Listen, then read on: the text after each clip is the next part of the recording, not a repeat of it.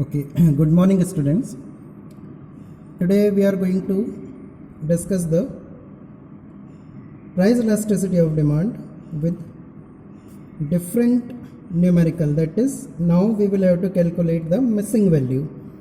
ठीक है, missing value अब हमको कैलकुलेट करना है. अभी तक हम लोग फाइंड आउट करते थे elasticity of demand. Now we have been given price elasticity of demand and we will have to find out the missing number. So first of all, I read the question. A consumer demanded 1000 unit of a commodity at rupees 10. If price elasticity of demand is unity, that is -1, what will be the demand of commodity at rupees 12? Clear. सबसे पहले question को समझना है. Question में क्या दिया है, एक कंज्यूमर है, वो किसी भी प्रोडक्ट की 1000 यूनिट कंज्यूम करता है. कब? जब उसका प्राइस होता है 10 रुपये, 10 रुपीज़. ठीक है. प्राइस इलास्टिसिटी ऑफ डिमांड जो है वो कितना दिया है, -1. तो अब हमको ये बताना है कि 12 रुपये पे वो कितने प्रोडक्ट की डिमांड करेगा या कितने यूनिट की डिमांड करेगा. तो सिंपली हम लोग इसको सॉल्व करेंगे हमारी मेथड से, दैट इज़ प्रोपोर्शनेट फार्मूला. एक चीज़ आपको यहाँ जो ध्यान रखना है वो अभी मैं आपको क्लियर करता हूँ. पहले हम लोग हमारे फार्मूले के लिए जो रिक्वायर्ड डेटा है उस डेटा को फाइंड आउट कर लेते हैं. तो प्रीवियस क्लास में जो हमने फाइंड आउट किया था, क्या क्या निकाला था. सबसे पहले solution, that is P1 is rupees 10, P2 is rupees 12, delta P मैं शॉर्ट में लिख रहा हूँ, that is rupees 2. Now we know that P2 minus P1 and here it is Q1 is 1000, Q2 is unknown, so we are taking it X. And what is delta? Here it is delta P, delta Q, Q2 minus Q1, that is X minus 1000.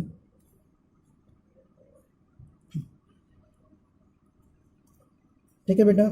And one more information has been given, that is price elasticity, that is also -1.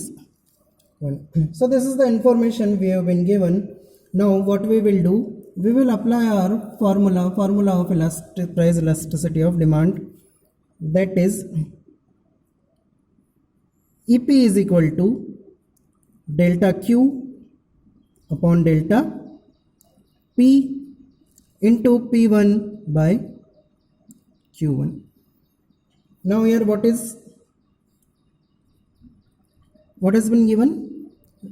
We have been given price elasticity of demand, that is -1. अब बेटा यहाँ पे एक चीज़ याद रखना, जब भी हम लोग मिसिंग वैल्यू फाइंड आउट करते हैं तब आपको ये माइनस साइन को लगाना है, चाहे दिया हो या ना दिया हो. क्यों? क्योंकि हम जानते हैं कि प्राइस और डिमांड के बीच में जो रिलेशनशिप होती है वो होती है नेगेटिव और इनवर्स. इसलिए हमारा आंसर पहले भी माइनस में आता था, लेकिन हम माइनस इग्नोर कर देते थे. लेकिन जब मिसिंग वैल्यू फाइंड आउट करना है तो हम माइनस साइन यूज करेंगे. So price elasticity of demand is -1.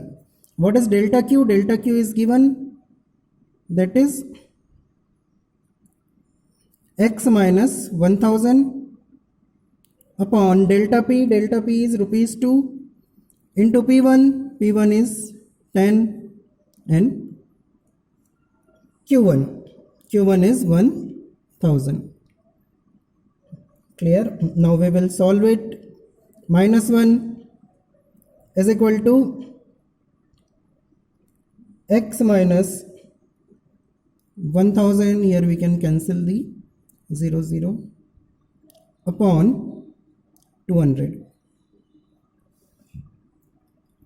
ठीक है. क्या करा मैंने, 100 को 2 से मल्टीप्लाई कर दिया, ये दिया आपका आंसर 200. ठीक है बेटा. इसको और सिंप्लीफाई करते हैं, इसको हम लोग ट्रांसफ़र करते हैं, क्रॉस मल्टीप्लाई करते हैं, ये आपका आ जाएगा -200 is equal to x minus 1000। ठीक है, x को मैं इधर ट्रांसफ़र करता हूँ, 200 को इधर ट्रांसफ़र करते हैं तो this will x will become minus x is equal to minus 1000 plus 200। ठीक है, एज पर रूल ये माइनस 200 इधर जाके हो जाएगा प्लस 200।